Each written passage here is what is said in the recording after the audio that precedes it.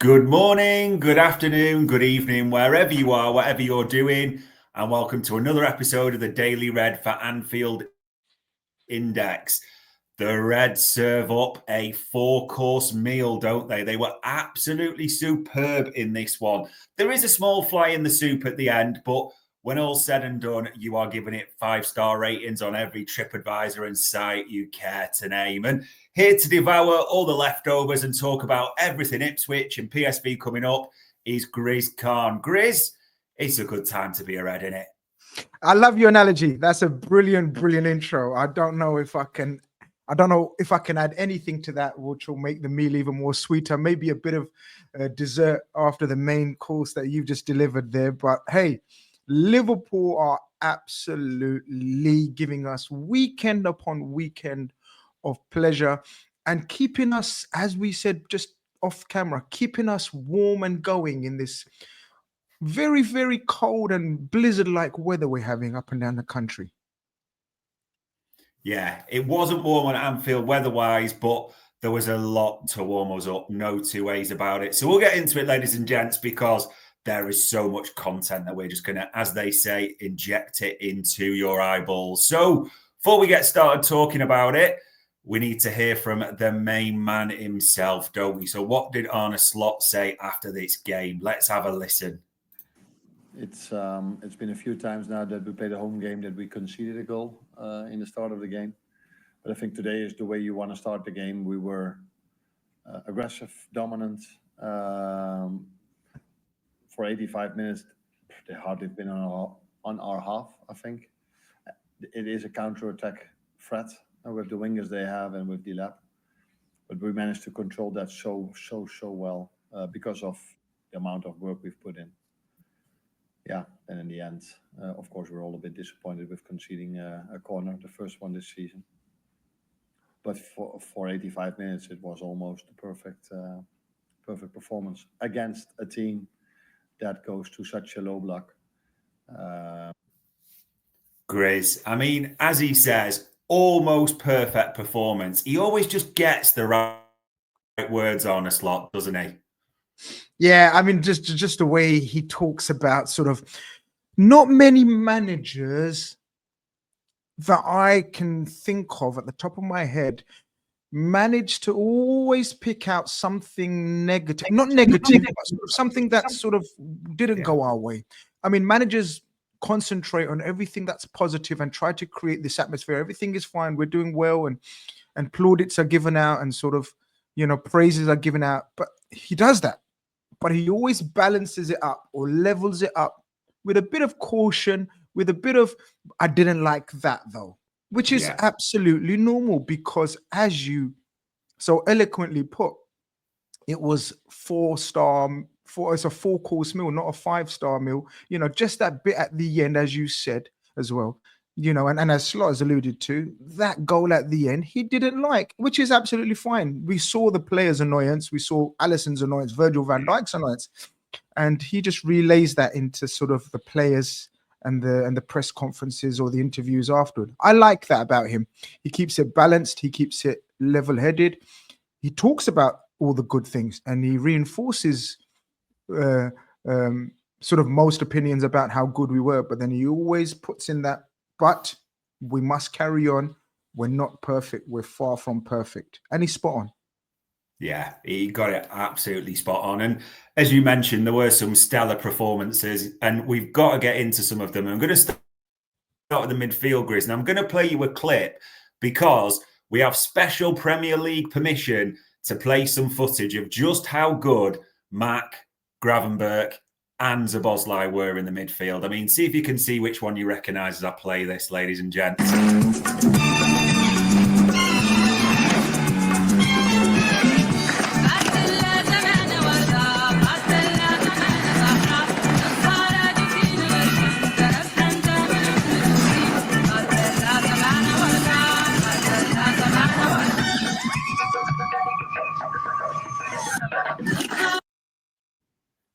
I mean, Grizz, they just waltzed through Ipswich's midfielders at times, didn't they? They controlled it. They absolutely dominated. I mean, you probably spotted people that wasn't actual footage, but it was the best analogy we could come up with. They were that good, though, weren't they?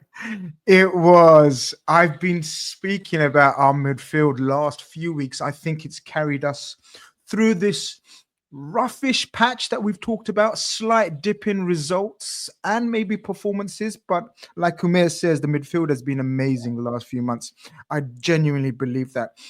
Until yesterday, I was a little bit concerned, stroke worried, maybe just normally sort of as per normal about our front three. I thought Diaz, Gakpo and Salah hadn't been their usual efficient firing selves, but I felt the midfield were carrying us through, and that's absolutely fine. Not all sections of your team are going to be full pelt throughout the season, and it's always up to sort of others to step up when others can't or haven't or won't, and that's absolutely fine.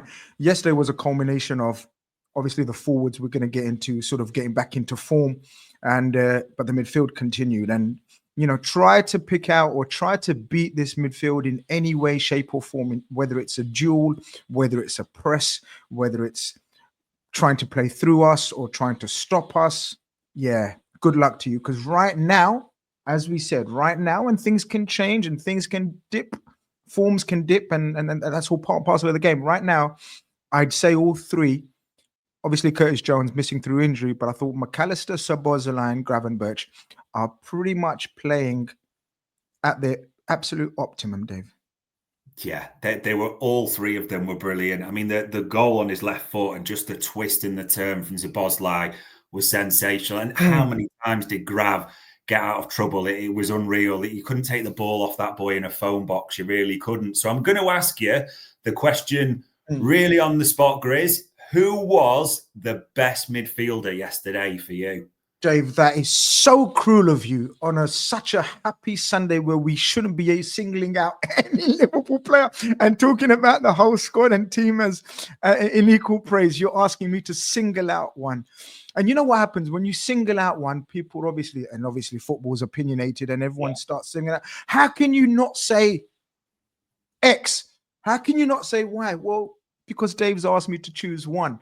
And if on the basis of yesterday's performance, you're asking me to pick one, then it's got to be Dominic Szoboszlai. For me, people that listen to my rubbish or watch my rubbish or follow my rubbish will know that I referred to him in game week 2 as the Hungarian Steven Gerrard of the previous season. I went prematurely, but it was tongue-in-cheek. People, if you really think I thought he was the Hungarian Gerrard, then you're absolute, funny characters. If you actually thought I believed that, it was just a tongue-in-cheek and a bit of a laugh and a giggle. But I tell you what, yesterday's performance was all conquering, all complete. He showed us skill, he showed us touch, he showed us vision, he showed us goal-scoring ability, and we know about his energy levels. We know about the ability to get from box to box. We know about the ability to cover other people's areas and situations where it needs to be. And I thought he was all conquering yesterday, Dave, all conquering.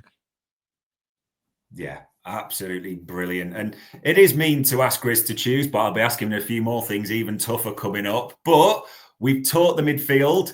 Let's talk the attack, Grizz. And before we do, let's just hear what 2-goal Cody Gakpo had to say post-match. Well, Cody, congratulations. Almost perfect performance and a big scoreline too. Yeah, I think almost perfect game. I think we created a lot of chances. Obviously, they were a tough side to play. Played very deep, very difficult to create some chances, but we did. So I think we played a good game. Scored 4 goals, but yeah, at the end we conceded, which is not what we wanted because we wanted to keep a clean sheet. But yeah, at the end, I think a good performance, and on to the next. I love even the way the attackers talk about that disappointment element of conceding a late goal. You can tell it just resonates through the team. But talking about Cody Gakpo, I mean, 2 goals and an assist. He is really sort of coming to the fore as an important player now, isn't he? Oh, he's been fantastic. Clutch. people would say that's the word that a lot of people use, the youngsters use on social media these days. Came up clutch, and I've come accustomed to that phrase, and I think this is an example of a player coming up clutch time and time and time again. The quality of his goals, Dave. I mean, I know he scored a tap-in yesterday, but if you analyze the quality of his goals on the whole, they're of such a high quality, Dave. His striking ability, I've spoken about so many times, is there to see. I think when he cuts in on his right from the left, it's pretty much cash money that he's going to get it on target or make the keeper work. Very rarely, and it happens, of course it happens, but very rarely does he sort of not strike the ball cleanly. It may go over sometimes because the amount of power that he's able to produce from a short backlift, but yeah, he's been fantastic. And the way he speaks as well. And you can see all the inside Anfield videos and sort of footages behind the scenes and everything, how much he's loved, how much he's also respected automatically. And his relationship with the players, he's got that amazing character personality that a lot of Liverpool players seem to have, where he's very calm, very nice to speak to, very polite in his mannerisms, no drama off the field. You won't see him getting in any sorts of controversy. And then a lot of question marks were raised about his performances last season, maybe, and sort of the role he could play, because obviously we know that, you know, Jurgen Klopp tried, or maybe Pep Linder's idea, tried to use him in the Bobby Firmino role. It just didn't suit him. It just didn't look right. We know he prefers this role. We know that's where he's done most of his dangerous work for PSV. And Arne Slot has come in and recognized that. And I don't know about you and the people that are watching and listening, but I think he's made that position his very own. If we were to pick our strongest 11 right now, I think Cody Gakpo is the starting left winger, I'd say. He's been fantastic. Absolutely fantastic. And long may it continue. Yeah, I think most people would have put Diaz in at the start of the season, and Diaz started the season like a house on fire, didn't he? He was absolutely brilliant in those first few games. But if you look at recent run of form, I mean, that's 7 home games in a row where Cody Gakpo scored, and he breaks the record, I think, for a Dutch player for 6 Premier League goals in a row at home as well. As you said, if that's what the kids call it, he's coming up clutch time and time again. So he's going to stay in the team, no two ways about it. And we've talked midfield, then we've talked to forward. You can't leave these boys out, Grizz, because I almost felt like Liam Delap left the pitch feeling like crying yesterday, because Ibu and VVD gave them absolutely nothing. And we put some stats up there for Ibu as well. They were just brilliant, the pairing again, weren't they? I'm running out of superlatives to describe the levels that these two are playing at. I mean, yesterday you was obviously at the game and you'll have seen it very close up in terms of the aura and the seemingly invincible aura around them and the way they were playing pretty much on the halfway line. Yeah. I mean, Liam Delap is a big unit. Yeah. And I think he's a handful. And I think he's got something about him. Not everyone's cup of tea. A lot of people call him all sorts, but I think there's a player there. Omari Hutchinson, I think, is a player there. The fella they bought from Aston Villa, Philogene, I think his name is, or how you pronounce him, is a player there. They were absolutely pocketed and didn't have a sniff. And you could see the frustration on their faces in terms of every time there was seemingly a chance to transition, very few and far between, but every time there was, these two would be an absolute wall that you just couldn't get over. Konate and Virgil van Dijk at the moment, I'd say, are playing at the top of their game. We've obviously been worried about slight fitness issues around Konate, and he's spoken about it. But since his comeback and sort of the first couple of games, I think it's fair to say, where he was a little bit iffy, a little bit dodgy. Right. My God, has he come through? And it's so funny, isn't it, Dave? The talk was about Konate. Even Slot alluded to he can get better on the ball. And look at his last couple of performances in terms of on the ball performance, slicing through teams with his breaking the lines passing. It just shows you that not only is he a great centre back and a lovely human being, but he's willing to learn, and he's got that humility about him where you can see he's listening and learning to the coaching staff and improving on his passing ability. And look, I love the confidence in the guy as well. He says, my aim as a player is to become, he goes, I love Virgil. He's my older brother. Absolutely love him to bits. But my aim is to become better than him. Wow, Ibu. Wow. Yeah, absolutely love everything we're seeing. It did feel like yesterday was the bit. It's just been ticking back up slowly, but Ibu was back at 100 yesterday. And him and Van Dijk together, they just look imperious. And yeah, let's just pray they stay fit. And we've got to touch on this man as well, Mo Salah. I mean, Grizz, look at that. We're not even out January yet. 23 goals, 17 assists, and Slot praising his work rate at the same time. He is an unbelievable player. We can't even find superlatives for this guy anymore, can we? It's very difficult to. I can't.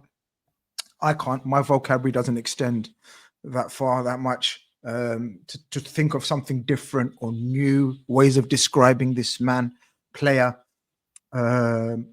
Just enjoy, just cherish him. You know, there won't be, he's once in a decade type player. Yeah. Simple as he's once in a decade type player. We had Steven Gerrard in the decade before him. We've got Mohamed Salah in the decade after him. We probably before Gerrard, I don't know, help me out here. Who did we have before Gerrard? There's always, you know, every decade there's a special player. Obviously, we've had Dalglish and Rush before that. Special players, and he comes into that category where he's once in a decade. Obviously, all the drama off the field in terms of won't he stay and extend, and will we see any more records shattered or broken? You know, we can't do anything about that. We just have to hold tight and see what happens. But while he's here, just cherish this. This is not normal. I tweeted yesterday that sort of when it obviously was relayed that he's overtaken Thierry Henry's Premier League goal record. I just said it's bonkers. That is bonkers, Dave. That is bonkers, because this guy is not a central forward. This guy is a wide right player, and there's just no way you can underplay the amount of goals and assists and underrate his achievements. He's just been phenomenal. And the fact that he's playing pretty much close to his optimum at this age is even more testimony to the sportsman that he is, and dedicated sportsman at that. His finish yesterday was just a Mohamed Salah finish. Just when you think, how is he going to score from that angle? Is there, you know, it's a very difficult angle. If he makes the keeper work, maybe the ricochet may fall into one of Diaz or Gakpo's or one of the midfielders. Yeah. But hell no. He actually smashes it, leathers it, and he's done it time and time again, where he just leathers it into the top corner, top roof. Not many forwards think of that kind of finish. Everyone tries to just hit the keeper and hope for the best, if you know what I mean. Like the keeper will carry it out. This guy, he just arrowed it into the top corner, and just phenomenal, Dave. Phenomenal. Yeah, it's almost crazy, as Joseph says there. This Salah almost feels more complete than the first season. I remember, Chris, we used to talk about players who got 10 and 10 being very good and complete for their team. I mean, we're talking about a guy who's going to go over 20 and 20. It is just absolutely insane. I think Joseph's right. Insane, sorry, I was going to say, I think Joseph's right. He the assists will tell you, and the chances he's created. Never mind the ones that he's actually got. We've missed so many chances where he's been chief creator. Now, if we go back 3 or 4 years and we spoke about Mohamed Salah in 2025 being the chief creator of Liverpool Football Club, not many people would have given you much credence or credibility for having that insight. But he is right now, I'd say, along with Trent, obviously, he's our chief creator. And that's crazy, absolutely crazy. Insane. Yeah. And you can see everyone's commented in the chat. There you go. They missed you and Gags on Friday, the Housewives favourite, and everyone's praising you and your cap in the chat. Well, yeah, I mean, this cap, much needed, as I said to you. It's a cold blizzard outside, and it's protecting my bald head. Yeah, it is not warm. But yeah, I mean, look, even we got to talk about another player as well, Grizz, because that pass from Trent AlexanderArnold, I mean, considering everyone sort of jumped on his back after the United game, he couldn't have responded in a better way. I mean, he's got 9 goal contributions now, but just that ball yesterday, exquisite, wasn't it? Yeah, I just tweeted another laser-assisted missile of an assist from Trent. Is totally normalized, Dave. It's talking about everything else. We've spoken about everything else. Praise is given to everything else except Trent Alexander's pass, because everyone thinks standard Saturday or whatever the game, whatever day it is, procedure from Trent AlexanderArnold. It's not normal, Dave. No. This fella's skill levels and the consistency of that skill being executed, it's not normal. I've never seen anything like it from a right back. You rarely see it from anywhere on the pitch. He has David Beckham, Kevin De Bruyne, Steven Gerrard. I'm just trying to think of players of that caliber in terms of who have got that range and pass. Xabi Alonso, you know, he's on that level of pass and technique, and he plays as a right back. And you're right. We spoke, and we absolutely did criticize him, and rightfully so, for his performance against Manchester United, because it wasn't great. In fact, it was awful. In fact, it was atrocious. But he's come back and he's shown me that he's got a bit about him. There's questions about his character and personality sometimes, and his hunger and desire, and all of that has been put forward. And after that performance, you can understand why questions were raised. But ever since then, dare I say it, Dave, he's played like a vice captain. He's played like a person who cares. And I think his performances overall this season have been brilliant. Of course, there's been 1 or 2 where they've not been of the standard. And Slot alluded to that as well. And he probably inside admits that. His body language showed that. But yesterday, it was just sensational. We spoke about his performance against Brentford. And again, another assist today. It's just not normal, yet it's normalized. Yeah, absolutely. It just is. You just almost, you're becoming numb to the greatness that we're witnessing at the moment. And yeah, I know people are messaging in the comments as well. We would love to talk about the comments, but let's keep the positive vibe and we won't go into contracts. But I wanted to ask you about Grizz as well. Money talk. So I know you're aware of Mo Chatter. He does brilliant work, talks us through, you know, those of us who aren't always savvied up, shall we say, on the money side, and explains it all. This was out the other night, and there's been so many comments about this because Mo was questioning about the wages, the accounts, that journalists should challenge the owners a little bit more on, you know, the accounts being published essentially and the wages element. I don't know if you've heard it at all, Grizz, but there has been a lot of discussion around it. What are your thoughts around those sort of Deloitte money figures and what's been leaked so far? Gosh, you have absolutely asked probably the wrong person. I'm so sorry. Mo is a very good personal friend of mine as well. And, you know, he struggles to explain things to me. He actually gets frustrated and gives up halfway because I'm an old school fan, Dave, to put it bluntly. And things that I have sort of no control over or never thought about as being a Liverpool fan, I struggle to take a massive interest now. I get it. I absolutely understand the scrutiny now, especially the way we're ran, especially the way our transfer business is handled, the contract situation is handled, the sort of reports that are relayed via Liverpool journalists through the ownership. Yeah.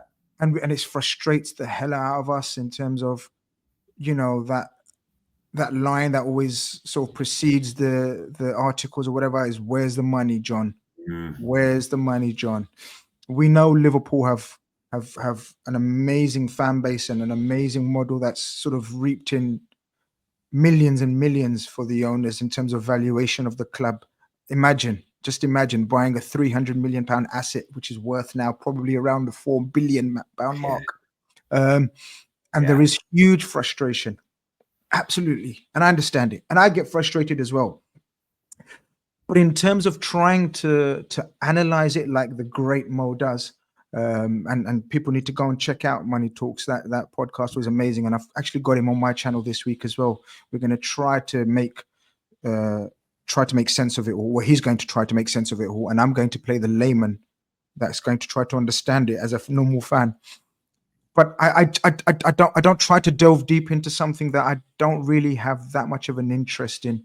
I just hope that whatever they do off the pitch doesn't affect us on the pitch. And as a supporter, that's all I'm actually concerned with, is on the pitch. And on the pitch right now, we are the best team in Europe. We have one of the best coaches in Europe. We have the best stadiums in Europe. We have one of the best in terms of turnover or off the field accounts in Europe. But some would question, are we showing ambitions of one of the best teams in Europe? And that's where the situation with the contracts, the situation with the transfers up and coming in the window, possibly this window, but more likely in the summer window, will go a long way in determining of what my opinion of the ownership is. Right now, my opinion is that they have done a lot of great things, and they have done a few things that are very frustrating for the fan base. But as I said, just me, I'm willing to just bide my time a little bit more, see the outcome of the contract scenarios, because there's a whole new structure in place. Whether we like it or whether we think, oh, here we go again, it's a reality. There is a new structure in place, albeit an old head coming back to it, but in and around him, there is a new structure in place, a new coaching setup in place, new ideas in place. Let's see how the next few months develop, and then we can address it, and then we can talk about sort of the failed ownership in terms of, what happens, or maybe just maybe a successful model that has brought us a league title at the very minimum. Yeah, I kind of agree with that. I think it's well put. If you're old school, a bit like me, a balance sheet can't score a 20-yard winner in the last minute, can they? That's how it works. We want to see, or we want to hear healthy things, no doubts about it. But it either is your interest, and it is that Mo's obviously sensational at breaking all this down. Like you, though, the ultimate judgment comes more in the summer. I know that's early, and obviously the changes in the structure, but there's 3 elite players out of contract, and we will make judgments quickly based on what happens. But is now the time to be making ultimate judgments? There's a league title and other things to be won, isn't there, Grizz? Let's be honest. There's probably more important things. I mean, people will say that they're lucky that there's a league title and we're in a position. We just can't have it one way and not the other, guys. Yeah. That's my opinion. We can't say, oh, they haven't done this, but they've been lucky in appointing the right manager, the right coaching staff, buying the right players last summer, because we're talking about 4 amazing players that they've turned out to be. Endo has been reasonably good as well every time he's, been selected or had an impact. So we can't be one-sided in our evaluation and judgment. I think we have to balance it up. So we are where we are, and it can't be because it used to be, oh, it's Klopp. Well, now we can't just say, oh, it's Klopp. It's a collective success and it's a collective failure. That's the way I look at it. And if we fail, then absolutely the pitchforks will be out and they will come under huge scrutiny, especially if the contracts aren't sealed, especially if not only the contracts of the 3 that are in our faces right now, but sort of a few of the others that are due talks or extensions or renewals or whatever. So there's a huge summer. People hate that phrase, hate that sentence. But unfortunately, it's fact. There is a huge summer. And I don't mean in terms of just signings and transfers, but I'm talking about sort of overall in the club vision, where we are after this season. And let's first and foremost have a successful season and then leave it to the powers that be, because we have no powers. We have no influence on what they say, what they do. We can vent all we want and be frustrated all we want. But I'd like to be venting and being frustrated after we know the final outcome. At this present moment in stage, we don't officially know the final outcome. Let's wait. Either we vent together or either we be happy and smiley together. Yeah.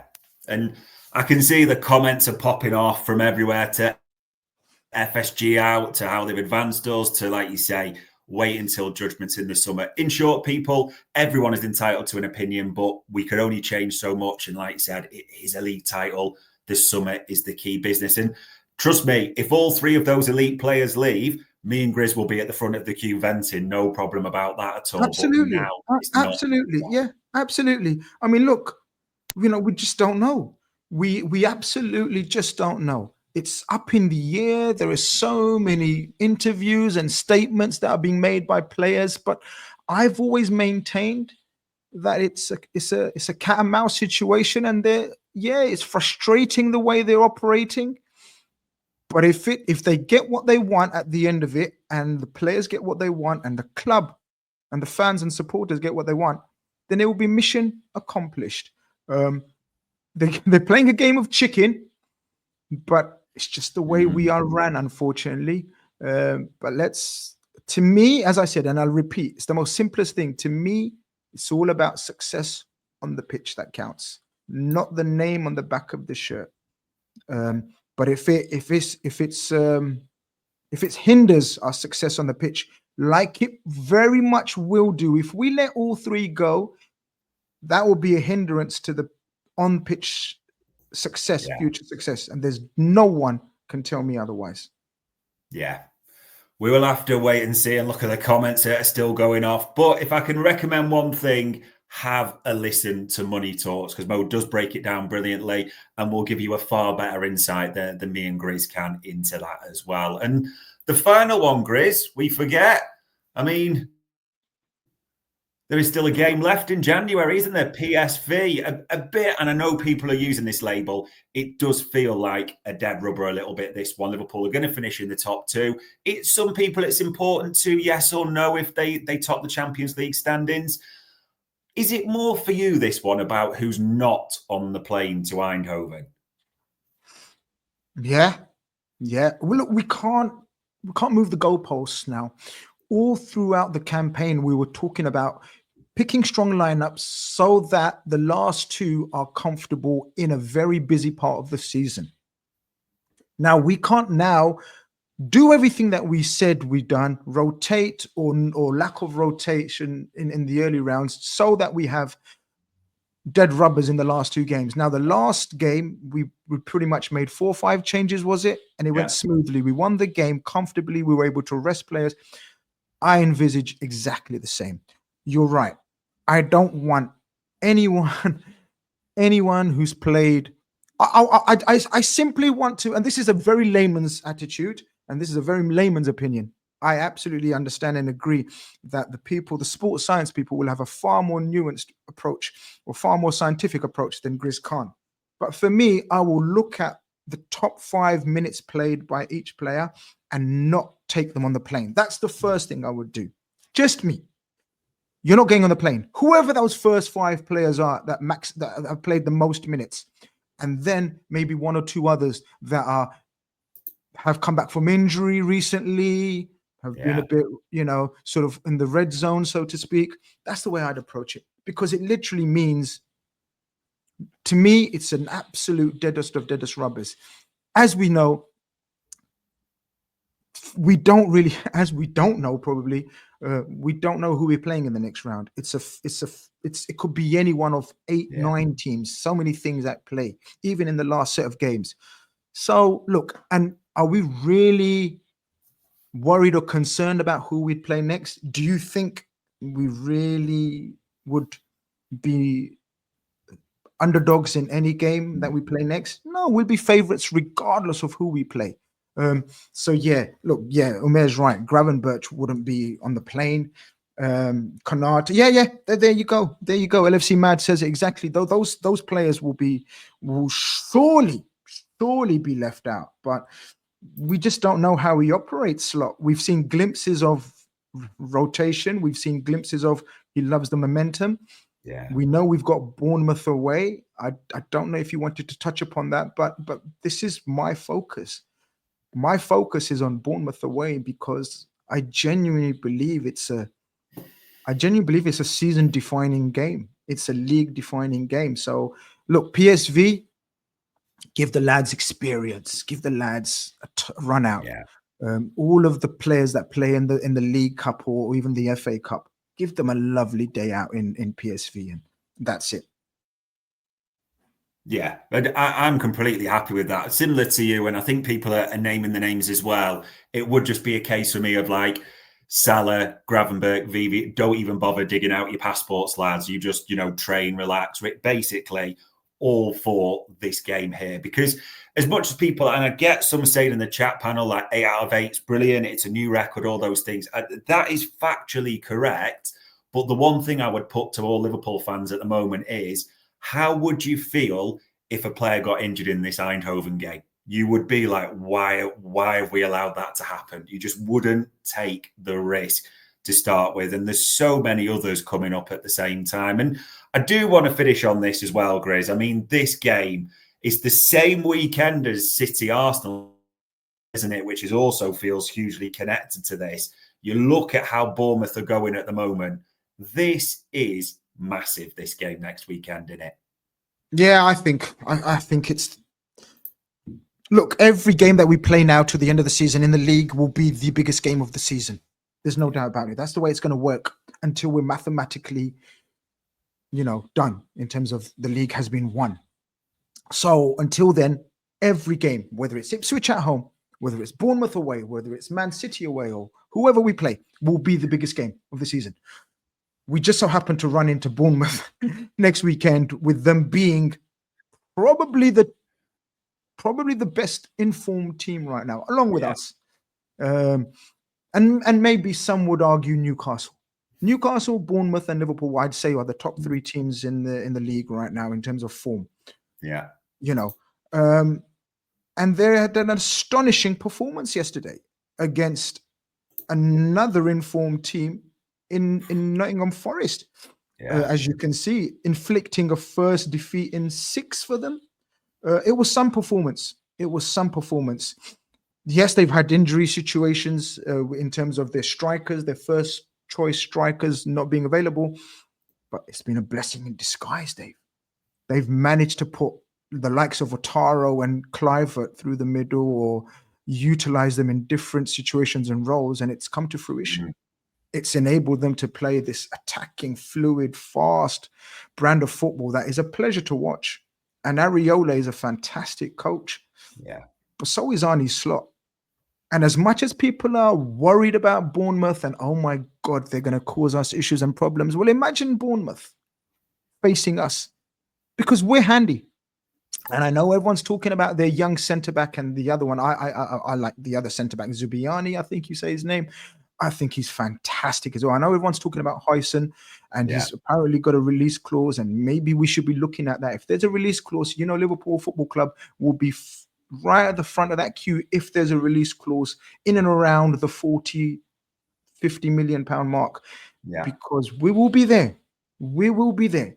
But I think we're fantastic as well. I think everyone knows we're fantastic, and I think we will go there with confidence of not losing.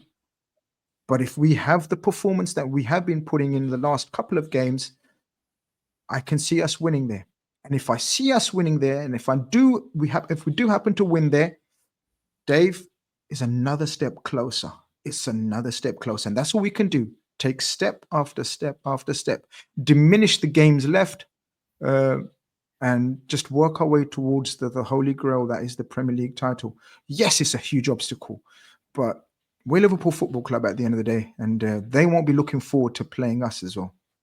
Nah, I agree with all that. It does feel pivotal. It would be good if Bournemouth just happened to have peaked this weekend against Nottingham Forest and everyone throws a stinker, but we will see. It will be challenging. There we go, ladies and gents. I can see the comments are still popping off about FSG. We've all had our say on that. I can see the comments are still popping off about Bournemouth. We will see what that brings. All it does leave me to say, though, as ever, is Grizz, for the time, the insight, and being put on the spot a few times. It is much appreciated. Always a pleasure, never a chore. And ladies and gents, that was another Daily Red for Anfield Index.